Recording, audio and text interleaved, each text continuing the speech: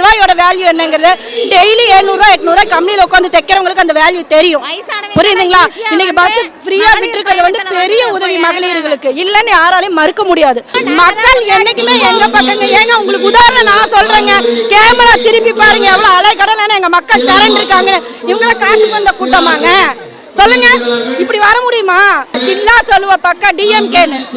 Okay, எங்க LKG படிச்சா மட்டும்தாங்க ஒரு ஸ்டூடெண்ட்டுக்கு காலேஜோட வேல்யூ தெரியும். சும்மா வந்துட்டு நான் சிஎம் சிஎம் என்ன சும்மாவா? மக்கள் என்ன முட்டாளா? வர்ற எல்லாத்து கையிலையும் தூக்கி கொடுக்கறக்கு சிஎம் எவ்வளவு பெரிய போஸ்டிங் தெரியுமா? இன்னைக்கு கவுன்சிலர்களை எவ்வளவு அல்லாடுறாங்க தெரியுமா? முன்னாள் கவுன்சிலருங்க இந்த அம்மா. இன்னைக்கு வரைக்கும் இவங்க பேர் சொல்லுது, சும்மா கிடையாது. டிஎம்கேல அவ்வளவு ஒர்க் பண்ணிருக்காங்க. சரிங்களா?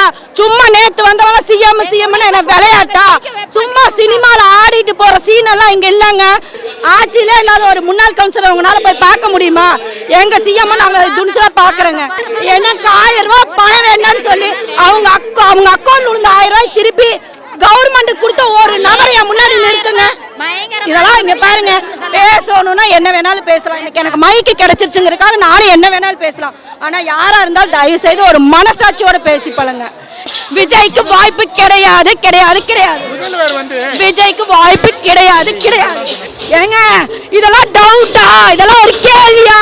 நாங்க தாங்க, எங்க சிஎம் தாங்க நீ லைஃப் லாங் சிஎம்.